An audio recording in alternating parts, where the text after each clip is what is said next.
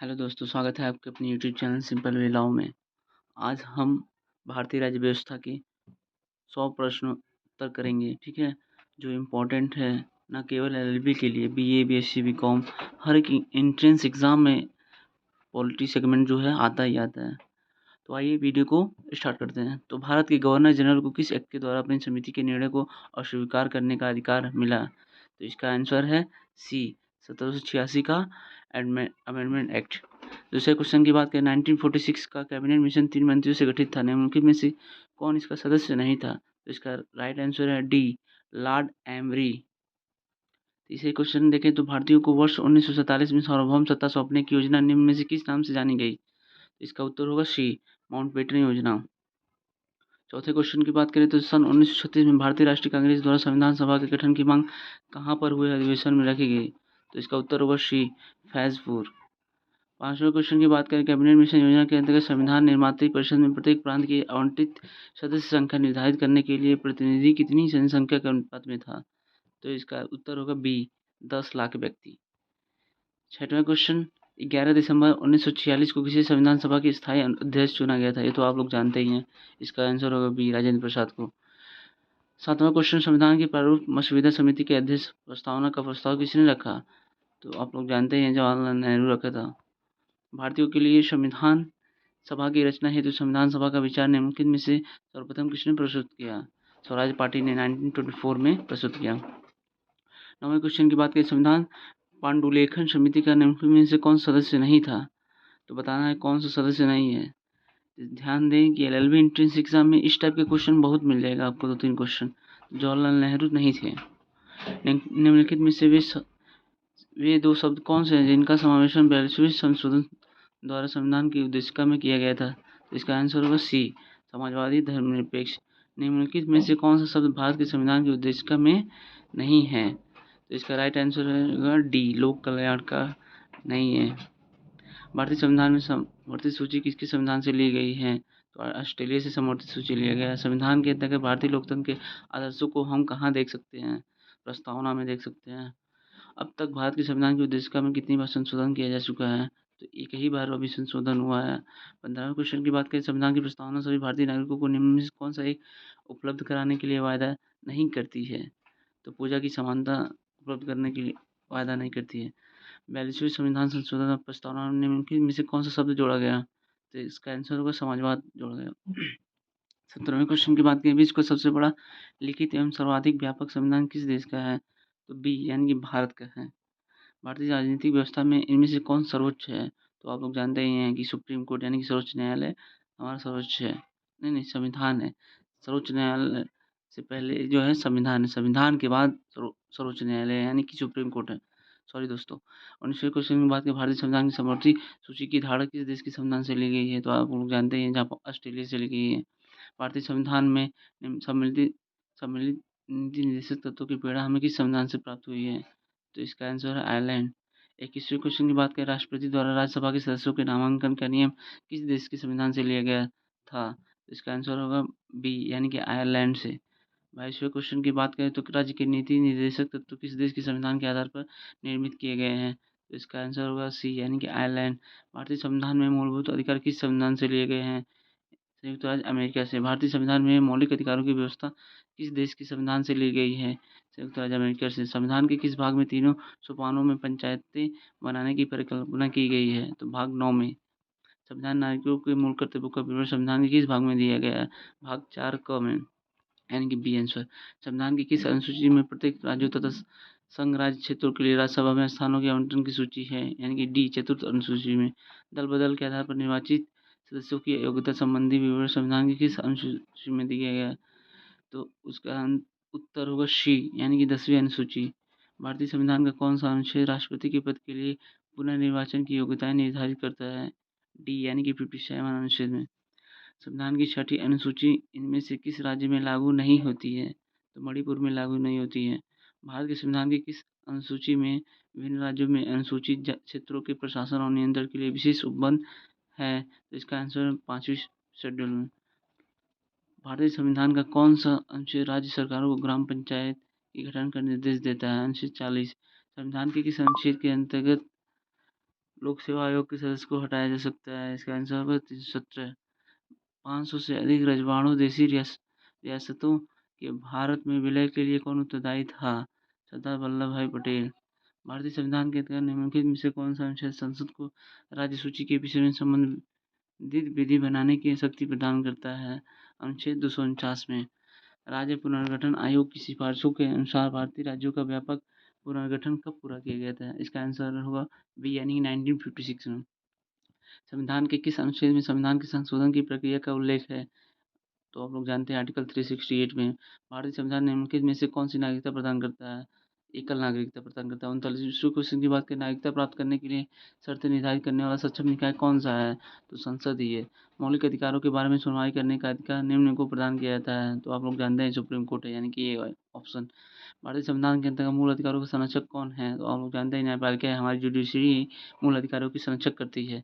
भारत के संविधान का निम्न में से कौन सा अनुच्छेद प्रेस की स्वतंत्रता से संबंधित है? तो इसका राइट आंसर ए है 19, अनुच्छेद 19 में। 43वें क्वेश्चन की बात करें, निम्नलिखित में से कौन सा अधिकार भारतीय संविधान के अनुच्छेद 32 के अंतर्गत प्रवर्तित किए जा सकते हैं? तो मौलिक अधिकार जो है प्रवर्तित किए जाते हैं। 44वें क्वेश्चन की बात करें कि समादेशों में से कौन सा संदेश किसी अवैध व्यक्ति से सरकारी पद को बचाने के लिए जारी किया जाता है? तो अधिकार परीक्षा जो है, यानी कि डी। 45वें क्वेश्चन देखें तो भारतीय संविधान के अनुसार संपत्ति का अधिकार क्या है? तो विधिक अधिकार है। भारतीय संविधान का कौन सा अनुच्छेद अस्पृश्यता का उन्मूलन करता है और किसी भी रूप में इसके व्यवहार का निषेध करता है? अनुच्छेद 17। भारत में उच्चतम न्यायालय ने निम्नलिखित मामलों में से किसमें माना था कि मौलिक अधिकारों में संशोधन नहीं किया जा सकता? तो गोलकनाथ का मामला था ये। भारतीय नागरिकों को मौलिक अधिकारों के अतिरिक्त प्रतिबंधों को आरोपित करने की शक्ति किसके पास है? संसद के पास है। नीति निर्देशक तत्वों को कार्यान्वित करने के लिए क्या मूल अधिकार को हनन हो सकता है? आंसर कुछ का हनन हो सकता है। संविधान का कौन सा अंश भारत के नागरिकों को आर्थिक न्याय प्रदान करने का संकेत करता है? राज्य के नीति निर्देशक तत्व। 50 क्वेश्चन हो गए दोस्तों, लाइक शेयर सब्सक्राइब जरूर करें। 51 क्वेश्चन की बात करें, राज्य के नीति निर्देशक सिद्धांतों के अनुसार किस आयु तक के बच्चों को निःशुल्क एवं मान्यवर शिक्षा देने की आशा की जाती है? इसका आंसर होगा ए यानी कि 14 वर्ष। 52वें क्वेश्चन की बात करें, राज्य के नीति निर्देशक सिद्धांतों में से किस अनुच्छेद का संबंध अंतर्राष्ट्रीय शांति और सुरक्षा के संवर्धन से है? इसका आंसर होगा बी यानी अनुच्छेद 51। नागरिकों के मूलभूत कर्तव्यों की सिफारिश किस समिति ने की थी? डी यानी कि ईश्वर सिंह। भारतीय संविधान में मौलिक कर्तव्यों की सूची निम्नलिखित में से किस भाग के रूप में जोड़ी गई थी? आंसर होगा इसका ए यानी कि चार भाग में। भारत के प्रत्येक नागरिक का कर्तव्य होगा कि प्राकृतिक परिवार का संरक्षक एवं सुधार। उपरोक्त कथन भारतीय संविधान के किस अनुच्छेद में संदर्भित है? अनुच्छेद 21। भारतीय संविधान के किस अनुच्छेद में भारतीय नागरिकों को मूल कर्तव्य शामिल है? इसका आंसर तो आप लोग जानते हैं, अनुच्छेद 51 का। संसद के दो क्रमिक अधिवेशनों के बीच अधिकतम कितने समयांतराल की अनुमति है?